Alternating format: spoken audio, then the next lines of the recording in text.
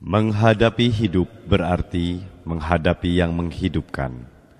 Menghadapi kejadian berarti menghadapi yang menjadikan. Menghadapi keadaan berarti menghadapi yang mengadakan. Maka hadapilah dia dengan bersenyum di mulut, berseri di hati, bercerah di wajah, bersyahdu di kalbu, bermesra di rasa. Maka pintu surga terbuka bagimu. Demikianlah penggalan puisi yang syarat akan pesan moral, tercetak besar di halaman muka buku, kunci pembuka hati, pikir, dan arah hidup.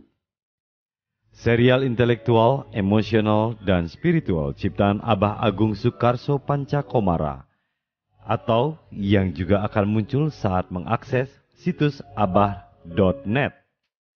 Dilahirkan pada tanggal 20 Februari 1927, hari Ahad Pon. Pak Agung Sukarso adalah putra ke-9 dari 12 bersaudara. Dari semenjak kecil hidup beliau sudah terbiasa berkelana dan terbawa arus misteri yang tidak disadarinya sendiri. Sehingga beliau secara penuh misteri telah terdidik dalam kehidupannya sebagai pembaca, perekam alam atau laduni. Dimulai awalnya sekitar tahun 1965, beliau mulai sering terdorong untuk menuangkan cetusan hatinya dalam bentuk tulisan.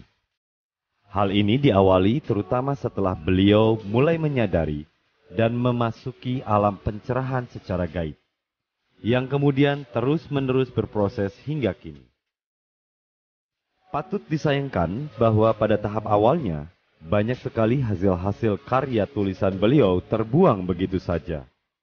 Oleh karena ternyata beliau sendiri tidak mengerti akan nilai dari yang telah dituliskannya tersebut. Setelah sebagian besar orang-orang dari lingkungan beliau menyatakan bahwa teramat banyak makna dan manfaat yang bisa dipetik dari tulisan-tulisan tersebut, barulah kemudian sisa karya tulis beliau yang belum terbuang dikumpulkan kembali, lembar demi lembar disusun, dirangkum, dan kemudian dibukukan. Dengan demikian, proses terciptanya buku-buku hasil karya Pak Agung Sukarso bukanlah didasari oleh rencana yang disengaja, melainkan sepenuhnya menurut keinginan alam, yang selalu berproses dari semenjak 38 tahun yang lalu sampai kini. Sekitar tahun 1980, Pak Agung Sukarso pindah dari kediamannya di Jakarta ke sebuah padepokan baru yang ditempatinya hingga kini di Desa Cisaat, Sukabumi. Mulai sejak saat itulah sifat pengelana beliau berakhir.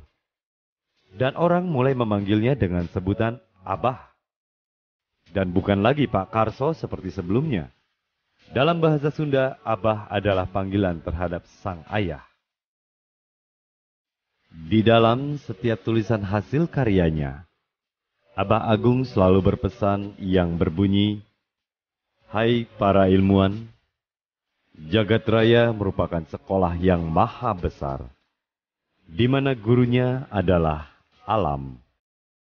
Petiklah ilmunya dari segala sesuatu yang ada di alam ini, dan manfaatkan demi kesejahteraan umat manusia." Abah Agung berkutat dengan metode pengajaran ilmu falsafah hidupnya yang sangat terkenal. Orang-orang dari segala penjuru tanah air kerap berdatangan ke padepokan beliau yang selalu terbuka bagi setiap orang yang berminat untuk belajar mengenai ilmu falsafah hidup ini. Dengan tanpa mempersoalkan ras, agama, pendidikan, ekonomi, maupun latar belakang manusia tersebut.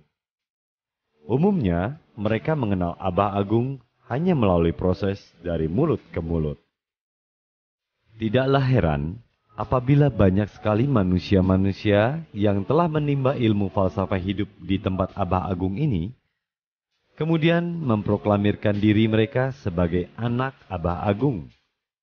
Dan jumlah anak-anak Abah ini sudah tidak terhitung lagi banyaknya, karena memang tidak pernah didata oleh Abah Agung sendiri. Dan mereka ini tersebar di seluruh penjuru tanah air dan pelosok dunia.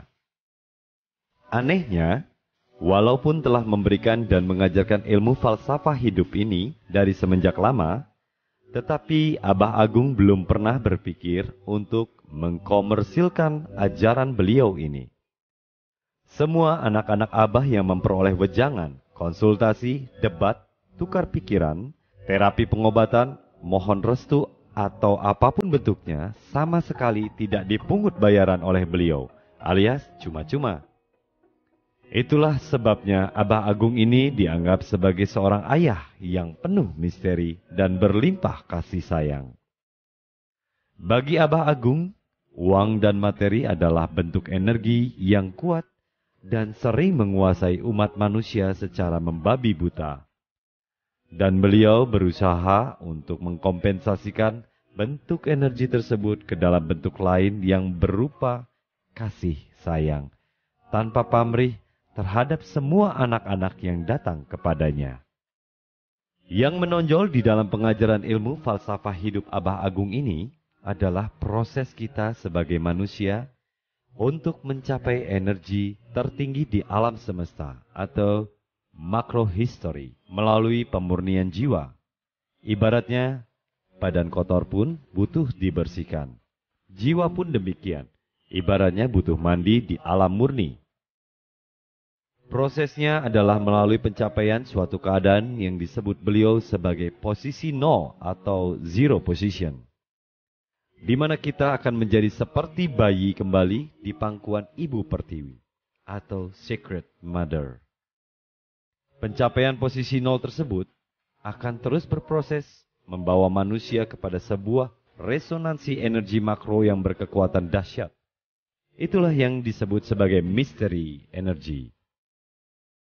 Bahwa di setiap tempat atau lingkungan maupun benda-benda yang beraneka ragam ada energinya, berupa zat persenyawaan yang dalam aktivitasnya selalu jenis bertemu jenis. Zat ini seperti bergetar, pantul-memantul, mencari kesesuaian dengan persamaan jenisnya. Resonansinya kemudian menyelubungi area lingkungannya dan mempunyai daya rasuk di dalam kawasannya, saling berpaduan dengan jenis energi yang cocok. Ada daya rasuk yang berawal dari benda konkret, seperti merasuknya wangi bunga dan harumnya buah-buahan. Namun, ada pula daya rasuk yang sifatnya abstrak, khasiat, mujizat, keramat, berkah, roh, dan lain-lain. Zat ini disebut ruptis, yang akan memberikan dampak positif ataupun negatif kepada diri sendiri. Demikianlah sepenggal kutipan dalam salah satu bab hasil karya tulisan Abah Agung yang berjudul Misteri Energi. Bagi Abah Agung, era yang tengah kita masuki dan jalani ini adalah zaman logika. Semuanya harus berdasarkan fakta dan realita yang dapat dijelaskan dengan gamblang dan masuk akal. Makanya, beliau cukup menyayangkan bahwa pada saat manusia telah memasuki zaman logika seperti ini, tega-teganya sarana pendidikan visual di negara kita ini mengeksploitasi hal-hal dan keanehan gaib secara berlebihan, yang pada akhirnya membodohi seluruh umat manusia. Padahal, semua hal-hal tersebut hanyalah mikro sifatnya. Pesan Abah Agung, jika engkau sekarang tidak membuka mata, maka besok pun akan tetap buta. Ingat, Tuhan ada di mana-mana. Saksikan Dia di setiap kejadian. Selama tidak menyaksikan dan tidak mengakuinya, selama itu pula engkau buta. Sebelum engkau berbuat, biar pikir mengimbangi dulu dengan contoh pengalaman yang lalu. Itulah arti bebenah diri, demi memperbaiki kondisi hidup. Itulah maksud hidup yang sebenarnya, mengikuti arah jalur ilahi. Karena langkah hidup ini membutuhkan contoh, maka ungkaplah buku suci agama masing-masing, demi koreksi imbangan dan pemantapan setiap langkah. Saksikan dengan teliti, hati-hati, tertib, perhatian, waspada melalui indera